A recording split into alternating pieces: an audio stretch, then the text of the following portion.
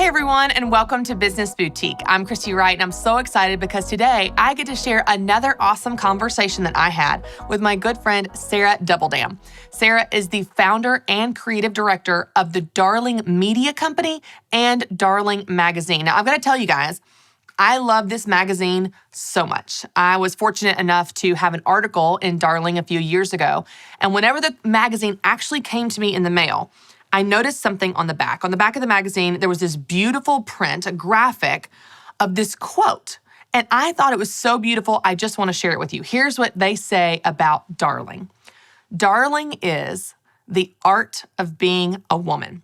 Darling Magazine holds the modern mold of woman up to the fire to evoke a discussion on femininity and reshape an authentic design. Darling is a catalyst for positive change, leading women to discover beauty apart from vanity, influence apart from manipulation, style apart from materialism, sweetness apart from passivity, and womanhood without degradation. Darling leads women to practice the arts of virtue, wit, modesty, and wisdom, all while creating beauty and embodying love. Darling says women are not only interesting, but original, not only good enough, but exceptional, not just here, but here for a purpose. Can you tell that you are going to love Sarah as much as I do? I know you will. Check out our conversation. Sarah, thank you so much for being here. Thank you so much for having me. I'm so excited about this. I feel like this is coming full circle. I had an article go out in Darling Magazine. I think it was like 2 years ago maybe.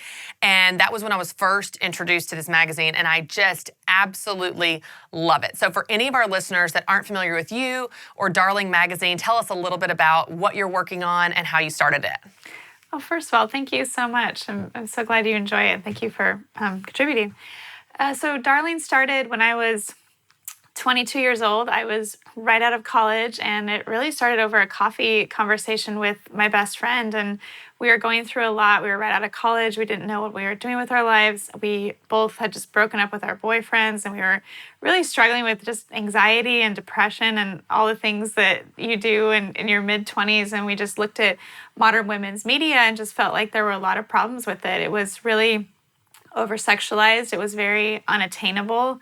We didn't find ourselves in the content. We didn't think there was good advice and just everyday, wisdom for women. So we said, let's start our own magazine. Let's start something that is, has a full picture of beauty and doesn't Photoshop women's bodies and shows all different ethnicity and sizes. Let's start a conversation around, what it means to be influential without manipulative, and beautiful without being vain, and kind apart from being passive, and, sweet without or strength apart from being competitive, and just being, a beautiful, full, healthy woman. So we started by writing our mission statement that really encapsulates a lot of what I just said, and we put our idea on Kickstarter, actually, and we were one of the first women's led companies to be on there. And Kickstarter ended up featuring us on their homepage on their first day, and they said, this is one of the freshest media companies and just ideas that we've heard for women in a long time. And we ended up going over our $15,000 goal in 3 days. And so that's really what kicked off the whole thing. I love it because this all started as an idea, and it really started with a problem that you saw in the marketplace, or a gap that you identified. And so many people see those gaps every single day, Sarah, and they're like, someone should do something about that. And you guys actually did. The mission statement and the whole writing on the back of each of your magazines that I remember seeing years ago is such beautiful writing. And it's one of those things that draws you in and goes, yes, this feels right. This is true. This is good. This resonates with my values. And so that's one of the things I just love about this magazine. Now, you guys have on your website an actual list where you compare Darling to other magazines and mainstream media magazines, where you say, here's how we're different. And so let's talk about that. Let's talk about why you guys decided to do that, especially so explicitly. And then also, how has that played into your success? Because you're swimming upstream here. Like, in the media world, you're doing something very different. So talk to us about what that experience has been like. Right. The reason we did it so directly is because a lot of people have a hard time, identifying the problem or the thing that they're experiencing with the culprit, especially even, when you talk to a man and you reveal those things to them, they're like, oh my gosh, I can't believe my daughter is being exposed to all these things I didn't even know or I didn't even notice. And I think that when you make it really black and white, people are able to see or they recall, titles they've seen on magazines that are really degrading to women, or imagery of women constantly being over-sexualized, or things being too expensive that they can't ever afford, or just really straight up bad advice that they had gotten off of media. So we really, have these two dichotomies of saying this is what magazines are saying to women, this is what we say to women, and really trying to align with what we believe is true and points back to the true worth of every woman, and that every woman is beautiful. And the main differentiator that we had starting out was that we decided not to Photoshop women's skin and bodies. And we were really one of the very first magazines ever to do that. And we had a lot of people that didn't want to work with us. We had, modeling agencies saying you can't use our models because they want to be Photoshopped. We had celebrities saying, we'll pass on this interview. We had a lot that said yes, which we're grateful for. Some early on, like Olivia Wilde and Kristen Bell, women that have been leading the charge even now with, really great change in conversations. But it was definitely swimming upstream for a long time, but we feel like we've been really instrumental in leading the movement towards no Photoshop. Now you see Target taking a stand, not Photoshopping, having all sizes of women in their advertisements. You see Gap having body diversity. You see CVS putting warning symbols on packages that have been retouched. And so it's really, the tide has changed, and we've really been instrumental in that. And so that's what, sometimes you have to do that when you know what's right, and just trust that it's the right thing and it's the truth thing and it's the good thing that's actually uplifting people, and those type of ideas spread. I love that. And it really is so true, because when you're a pioneer in a space, when you're leading the charge, you're leading because you're out in front, you're doing something that hasn't been done before, at least not in that way, then you're going to get pushback. You're going to get all these people go, oh, no, here's the status quo. Here's the way we do it. We don't do it this way. You can never do it. And you're going, I am doing it. Thank you very much. Right. Sarah, this really is so near to my heart, because a quick backstory that you may not know and our listeners may not know, I was an advertising major in college. And so I've always been really creative. I'm great at writing ad copy and coming up with a design. So I thought, upon graduation, I would move to New York and work at an ad agency. And then our senior year, one of the required classes before you graduate is advertising ethics. And we watched a documentary, super old in the world of media. It was like in the 80s, 70s or 80s, by Gene Kilborn, and it's called Killing Me Softly. And the whole documentary is about advertising's effects on women. And this absolutely transformed my ideas around advertising. Wow. And I'm sitting in this classroom and I'm thinking, I've spent my entire college going to college, sitting in class for a degree that I no longer want, for an industry I don't want to be a part of. Like, it shows advertising's effects on women. It shows how up until age 6, little kids' self-esteem is growing, except little girls at age 6, it just plummets, and little boys keeps rising when they're introduced to advertising. And one of the stories that our professor told us, which was so poignant for me, was she said in a previous class, she had a girl, a woman in her class as a student, that for the final project, they had to kind of unpack an ad, and talk about what was good or bad about it. And the girl actually turned in a photo of herself because she was a Calvin Klein underwear model in Milan. Wow. And she turned in an ad of herself, a magazine ad, and she had everything on there circled that had been photoshopped or changed. And she said, so even crazy. I can't be me. And so when you see this Calvin Klein underwear model, like the pinnacle of modeling and beauty as they portray it, and she's saying, even I'm not good enough. Even I can't be me, because to your point, I have to be photoshopped. So this whole message and charge you're leading, I'm just such a huge advocate for. I think it's so important. And I love that you were able to withstand all the opposition. So talk to me about that. Like, you're leading this charge, you're doing this thing that people are saying can't be done, and you're going, well, I'm doing it. Like, how did you push past that fear of doing something so new before the Targets and the Gaps were on board? Like, you're out in front and you're a small new company, you're young. Talk to me about that process, even personally, in leading that business. Well, the core of Darling was really developed around a personal need of mine and all of the women that were involved and instrumental from the beginning. So all the content that we would create, from the different categories to the topics, was all based on things that we were going through personally. So one day we were sitting around the table at a meeting with, all these amazing girls that were on our team, and And we just started having a conversation about retouching and saying, okay, so one time during the month you might have a big zit on your face, but then it's gone the next day. And when you're in a photo, you're like, oh, I just wish we removed that. It's normally not there. But that whole process of having things happen to your skin or having a scar or, having a breakout, having uneven skin tone, that's just a part of life and it happens. And we all looked around each other and we're like, we all have something like that on our skin or on our body in this moment right now where we're sitting, and that's actually reality. And we said if we could just get people to tap into reality and feel worthy right in the moment that they're in versus, tomorrow when this goes away or when I lose more weight or when X, Y, and Z happens, then I'll be happy, then I'll be beautiful. Just getting rid of that psychology and pushing against that will be something that will resonate with people because it's resonating with us. So it was more using ourselves as a case study, saying that we would feel better, if we were looking at images like that and realize that women are just like us and have flaws in their right in this moment as we do. And so it was a part of that conversation that made us confident that if we feel this way, we feel like other women would feel this way. And I think that's the thing about creating something new or marketing in general is putting yourself in the shoes of the consumer and the other person. And if you have something that's good and it's going to make people feel better about themselves, you can be pretty confident that in time, hopefully it'll be something that will catch, even if there's a bunch of lies surrounding that specific thing. Yeah, I love that. It's funny how you talk about that, of how it just was so applicable to your friend group. I remember, I'm a content creator, so I'm always seeing stories and paying attention to themes. And I was in the airport a few years ago, and I remember walking out of the airport bathroom after washing my hands, and they have those big walls with just all the sinks and the mirrors.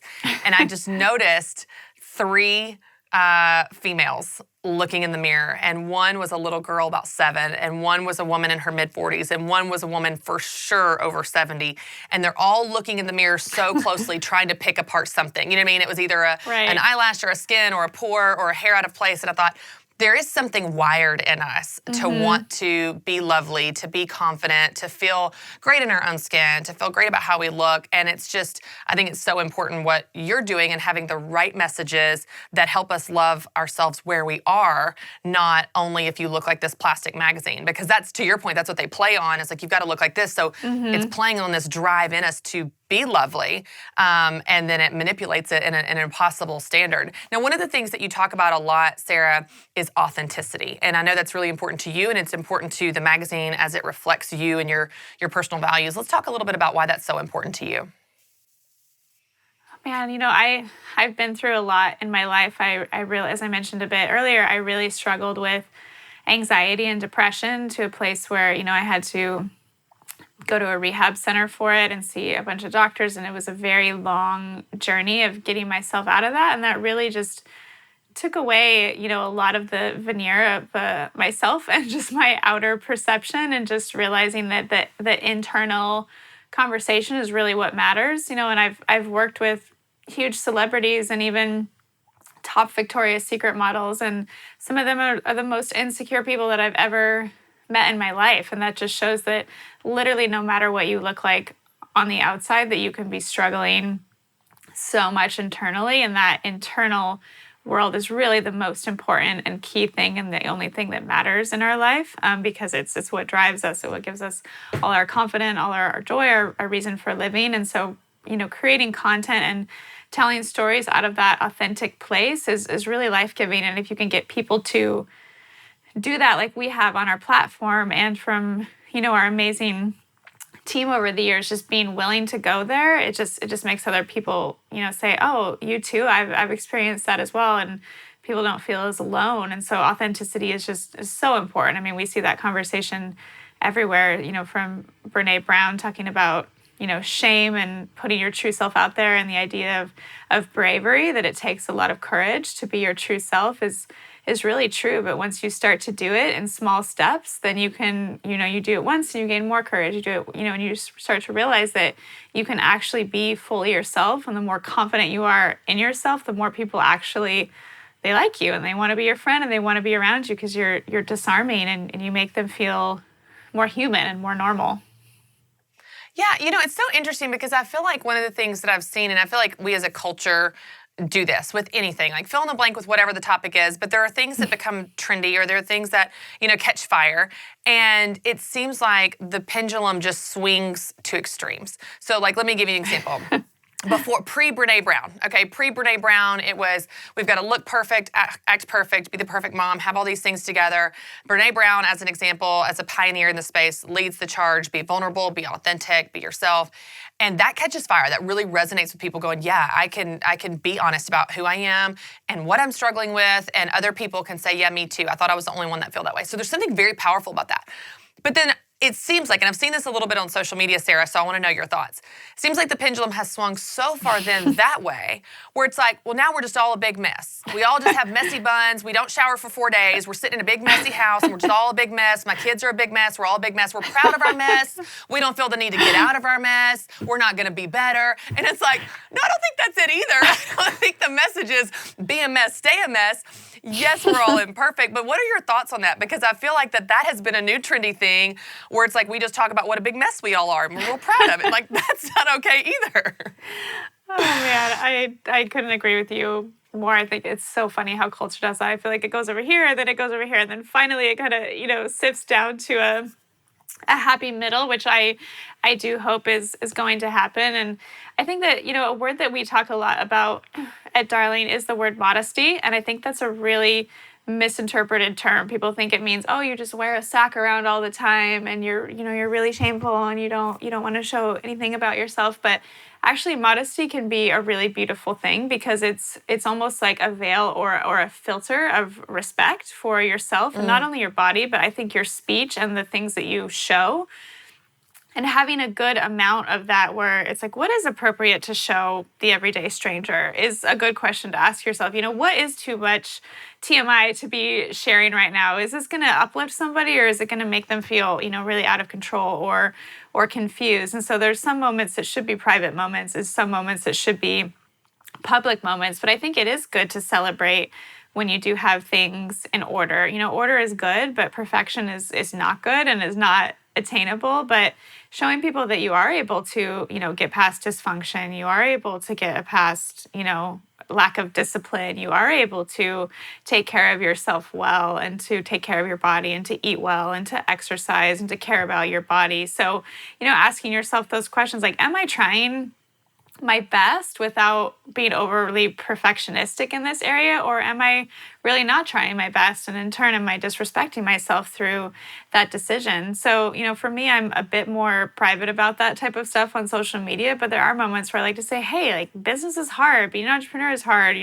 being a mom to a toddler can be really difficult sometimes, but it's not all the time, because I do like to celebrate the successes that I do make in personal growth. And so it's not about bragging, on the other hand, either, being like, look at how great I am, like this perfect glossy influencer, because that's also another thing we've still got going on, but it's finding that happy medium, or what are the things you can share, what are the things you shouldn't. And I think that should be a conversation. And, Darling, we're hopefully trying to set some of those standards by the type of things that we show and the type of things that we say and stories that we tell.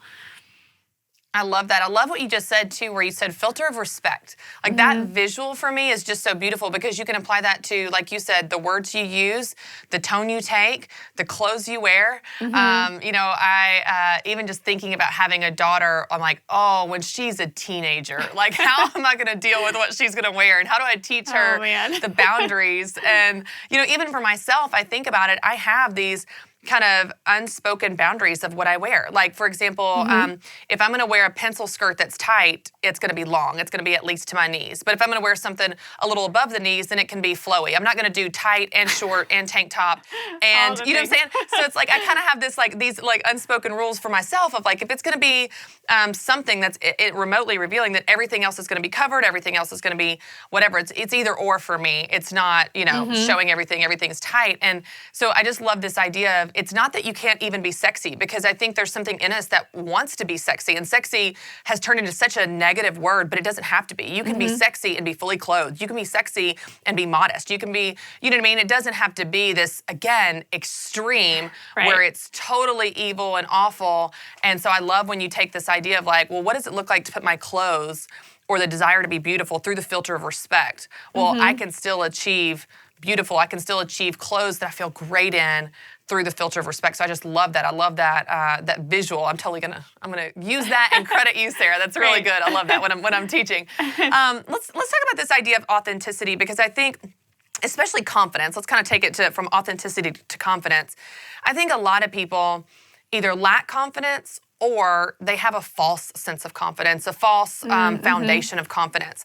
And it comes from the ebb and flow of how people feel about them. And I know you have some strong feelings about this, of like the approval of others. And man, if social media doesn't just dig at that desire we have to want other people to like us, but if our confidence, or if our self-worth, or any of these things is resting on whether social media likes me today or not, you're going to be a roller coaster mess. And so let's talk a little bit about that, of how do we break free from depending on approval from others, which is dangerous and unhealthy and not a good foundation. But then at the same time, you're not going to say, it's unrealistic to say, well, I'm never going to care what anyone thinks ever again. Well, that's not realistic either. So, so kind of what does that look like in your life, and even in the women you work with, and kind of what you guys are teaching? Yeah, I think that confidence is a really interesting thing, because it all depends on how you process the world and your personality type. I know people that just don't care at all about conflict or what they say. They'll just say anything. And, for me, my personality, I'm very worried about what other people think of me quite often. So I'll post something on social media and check it 10 times, be like, did I get my grammar right? Did I say it in this right way? And so for me, I have to push myself to say, you know what, it doesn't matter. I'm just going to say it how I want to say it. So I think some people really have a strength of just putting it all out there. And some people have more of a filter where they want to be perceived, or they don't want to offend anybody. That's always my thing. I'm like, I don't want to, make anybody think this or think that.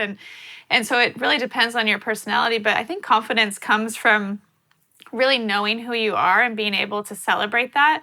I've really found that, a lot of the writing we've done on the Enneagram or Myers-Briggs or Strengths Finders, and I know those are really all popular right now, is actually really helpful to figure out what are my giftings? What am I good at? What are the unique things that I actually like about myself? That's a really interesting question to ask people around a dinner table. We've done that at Darling dinners before. What do you actually like about yourself? It's very easily to say, these are all, the ways that I fail, or my personality traits that are annoying, but what do I actually like about myself? And listing off 10 things can be kind of hard, but learning how you're made up, what your tendencies are, how you've been since you were really young, can be a really beautiful thing. And then learning to celebrate that and crafting your life around that, letting that inform your purpose and who you are, and letting that really come from the inside of not trying to be like somebody else, being like, this is who I am, and how can I find beauty and worth in this, and then just also, for me personally, a lot of just my personal worth comes from a lot of my faith, and just thinking, I think that God loves me and this is what he thinks about me. I was created exactly how I am for this exact moment, for this purpose, and I can celebrate that. So going back to something deeper, like a foundation of spirituality, can be really effective as well. So we advise people to do that, as well as, only listening to the voices of people that really love you in your life can be a huge thing, versus listening to all these strangers on Instagram. Who are the top 5 people that love you in your life, and listen to those voices. Or, for me, if someone's criticizing, say, my business, but they haven't built that type of business before, it's like, why would I listen to what that person is saying when they haven't even experienced that? But if someone I respect has been like, I've done this before, I've built a media company, and here's my opinion, I'm like, okay, you have my ear because you've done that. So just realizing, what type of credibility are you giving people in the feedback that they're giving you as well. So really 3 things, knowing yourself and your personality, and rooting yourself in something deeper, whatever that is for you in your journey, as well as being careful of the type of voices you listen to. Those are really 3 pillars I live by personally, and that manifest themselves through Darling. I love that. I love how you said confidence is celebrating who you already are, because I think so many women listening and watching right now are like me, and they are drivers and strivers, and it's the next thing, and it's the next stage. And if I could just do this and accomplish this and make this and create this, then, which is so great to be goal-oriented. You achieve so much more in life when you have goals, and even thinking about it's the new year and it's goal setting. This is awesome. But I love that when you look at it from that perspective of confidence, that you are then chasing those dreams and chasing those goals goals from a place of confidence, not for confidence, not to find your confidence there, but because you already have it, not for victory, but because you're coming, especially as a believer, from a place of victory, not for love, but from love. And I love that whole perspective shift of confidence and celebrating where you are today, and from that strength, running towards the next thing. Sarah, I just love talking to you. I love your heart. I love everything you've done in this space for women. We are such kindred spirits in this space of wanting women to champion each other and just be a light. And I just love that you are doing that and have done that as a pioneer, like you said, before the targets, before the gaps.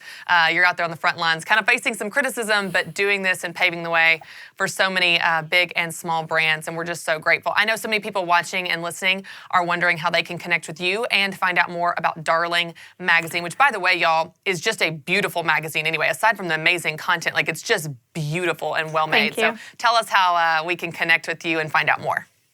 Sure. Our website is darlingmagazine.org, and we've got a blog on there. We've got our shop, and we're launching a bunch of new events and also product, which will be exciting. And you can connect on Instagram with @Darling, or with me. I'm Lady Dubs, because my last name is Dubbeldam. So Lady Dubs.